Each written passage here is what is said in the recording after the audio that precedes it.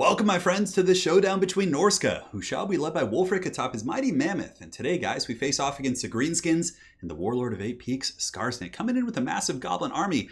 And I mean, he has a couple trolls, but for the most part, I feel like if you bring trolls, it still counts as a goblin army. And actually, quick lore question. So do trolls mostly hang out with Greenskin armies in general, or is it more of a goblin thing, more of an orc thing? I was actually kind of curious about that as we were playing this game. But as far as my army goes, it's going to be a pretty standard Norscan army. So basically in the front line, it's going to be Marauders and Berserkers. Berserkers, of course, can buzzsaw through most infantry. The one thing they do struggle with, of course, is going to be Black Orcs. But if they do go with Black Orcs and kind of a more elite army, you can usually just use your Mammoth to kind of run those guys down and you'll be okay. But nonetheless, this front line, again, is designed against like Savage Orcs and Savage Orc Biggins, because that is somewhat of a common style of play against Norsca. You oftentimes see a ton of Savage Orcs and Savage Orc Biggins mixed in with a massive archer line just to take down your monsters. So basically, I wanted to have an army that could buzzsaw through the Savage Orc composition. So Berserkers will have a very bloody fight with those guys, but in the end, they do pretty well. 48 melee attack, 58 damn weapon strength with bonus versus infantry is really good. But Marauder Champions are the real anchor here, and I do have two of them in the center. So Marauder Champions, their 53 melee defense and 80 armor and great sustained combat stats are really, really good in the Greenskin fight. They can take that initial beating from the Wa, they can come back, they can get enraged. Enraged with this, and a lot of people actually don't know about this. Norsca has a unique mechanic called the rage mechanic, so the longer they fight, they get more buffs. So it's leadership, physical resist, and eventually they do get melee attack as well, which is solid. So that's the front line, basically. Berserkers and champions in the center, a couple Marauders on the flanks, but Marauders will do okay against goblins as well. So to deal with the Greenskin archer line, it's very tricky because they do have some good backline defensive tools with nasty skulkers and spider riders to kind of target the battlefield. You basically use Wulfric. You use his pirate ship called the, I think it's called Sunfang or Seafang or something. I think it's Seafang. Yeah, so you use Seafang in the back line to kind of just go down the archer lines, and you combo that with the Fimir Bale Fiend or the Shadow Fiend. It can be either one, the Fire or the Shadow Caster, and basically use either Burning Heads or Pendulum to go through the archers. So it gives you a consistent poke into their archer line, or you can use it for the other way to get in the back line, which was just to further crush their front line. So basically, you Burning Skull their troops that are fighting in the front, your champions and berserkers then surge into the back line. It's very powerful for sure. So on the flanks, we have a couple of pressuring units. We do have some, I was about to say scurvy dogs, but the Beast of Tashnar and some Skin Wolves, the premier condom brand of the old world, sponsored here in this game. And yeah, Skin Wolves basically are great against Greenskins. They can basically beat down all the Greenskin skirmishers pretty well. Spider Riders, Wolf Riders, Orc Boy Biggins, they do well against with their regeneration and their anti-large. And, you know, they're actually decent against infantry. They can cycle charge. Their regeneration makes them surprisingly durable, even though they seem squishy. And yeah, Skin Wolves, great in this matchup. We have one here and one on the far side, each of which is going to be teamed up with some Hounds, although the Hounds on the other side are Frost Wolves.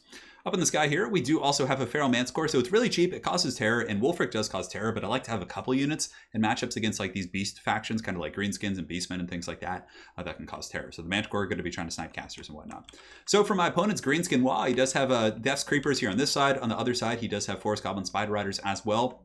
It's nice battlefield control. It kind of prevents me from getting a quick surround on him and forces me to take some casualties there. On top of that, he's got Night Goblins into the sunset, a couple of groups of nasty Skulkers mixed in with, yeah, just Night Goblin Skulkers, a couple of regular Gobos in the back who do, of course, have some heavy Chevron investments. He does have his own, do the Goblins do the Jaka thing as well? He's got Goblin Archers here, regular Goblin Archers, and on top of that, we do have Skarsnik and a Goblin Caster. So really staying in theme. I love it.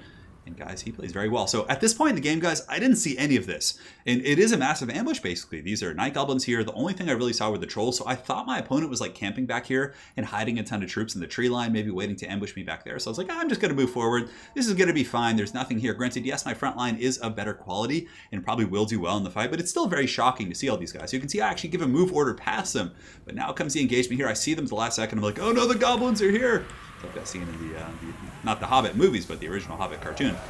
But the Berserkers are going to get the charge. A big bloody fight going down in the front line. But the Gobos are going to be on the lower end of this for sure. Now, the Wa gives them an unnatural amount of strength to kind of punch back, doing some pretty good damage against Berserkers. I mean, look at this. It's like a relatively even fight. Granted, it looks like there's two units kind of saturated on those Berserkers, but the Berserkers will, of course, fight longer and do well. So in the middle, it is a collapse. You can see the Goblins here getting taken out rather quickly. Seafang is going to be coming down right here, doing a ton of damage against those Rusty Hairs. And I do accidentally miss the Burning Head right there. I meant to go right down the pipe. So I was trying to micro them both at once, and it happens. But nonetheless, Trolls will actually be okay against my Mammoth. They can be terror-routed and do have pretty bad leadership, but the Troll Toll certainly could lay a bit of a beating on Wulfric here. Smoke Bomb going down, so nice catch from my opponent. Basically, I'm just going to be trying to fall back. So in the back, I'm trying to get my Wolves in, the Skin Wolves and the Hounds, pressuring from different angles. These Skin Wolves are going to be attacking the Trolls, which is a perfect fight. And the other units here, the Beasts of Tashnar, are going to be leaping on the Rusty Air. So we are able to get those picks, but Skarsnik coming in, you can see Get Back here is popped. And Skarsnik, of course, a pretty powerful combatant for sure. Should be able to take out some of the doggies, but I land the Manticore in there as well, and the Skin Wolves are going to be pulling back, basically using them to chase off the scraps here in the back of the army. Now, in the front line, it's actually a pretty violent affair for sure. The Goblins doing much better than I thought they would.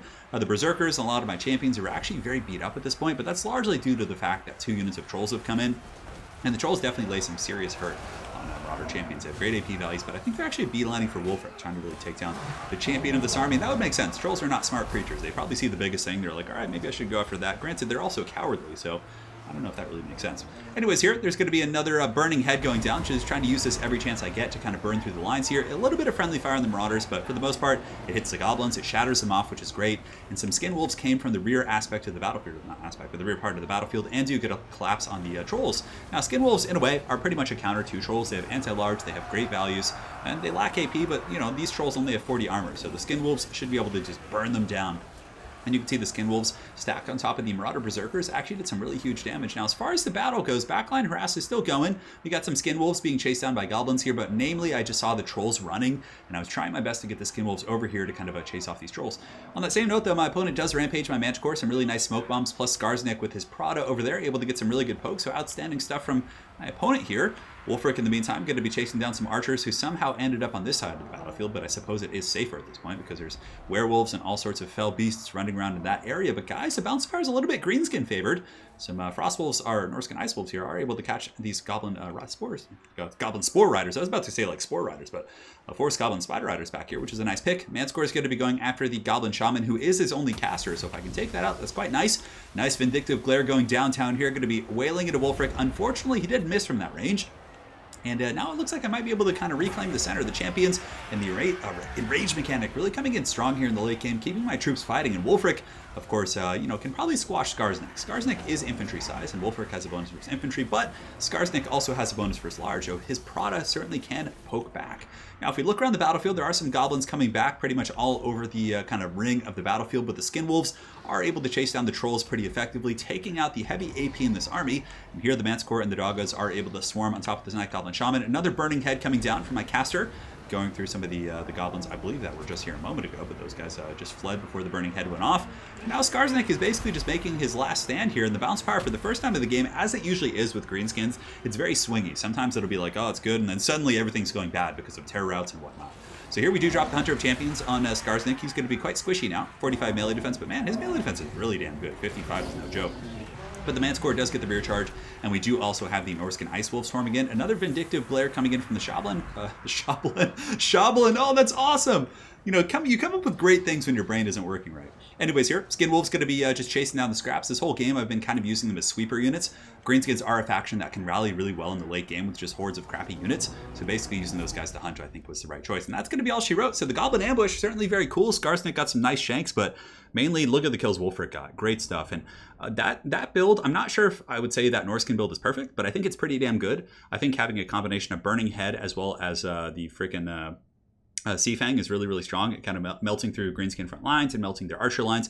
Now, if they do go with a Black Orc build, which is actually how I used to love playing against Norsca, or against Norsca, it might be better to bring the Pendulum caster, to bring the Shadow caster, because Pendulum is a little bit more effective against armor, and you can also use Enfeebling Foe to mitigate their combat stats. But you kind of have your armor, anti-armor, against Greenskins at least, covered with Wulfric. Some issues could be like an Arachnoid Queen. Wulfric obviously doesn't want to be fighting that fight, but with a Manticore and Skin Wolf support, you can still do okay. But there's a couple things. Like, this build is designed against like a Greenskin Daka line. I don't know if it would be really good against a traditional one, but I felt like it had some tools for sure. And Skin Wolves, great sweepers, of course.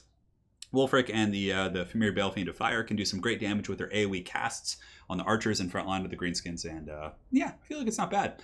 And my opponent's army obviously coming in with a very thematic build, having some fun, and honestly putting up a great fight and doing very, very well with it. He caught me in a couple good smoke bombs. His Daka line did well, and the mighty Skarsnik got in there with his shank and was able to shank some HP off Wulfric before all was said and done. But really, the Skin Wolves getting on top of the Trolls was quite nice for sure. I'm trying to think, like, it's hard to, obviously he went with a Goblin army, so I could suggest fixes that, would bring in some Orc units, but really, as far as like Goblins go, if you want to stay in that character, maybe just more archers, honestly. I think you could cut a couple Night Goblins and then like get a couple more like Goblin Archers if you want to go like Daka there.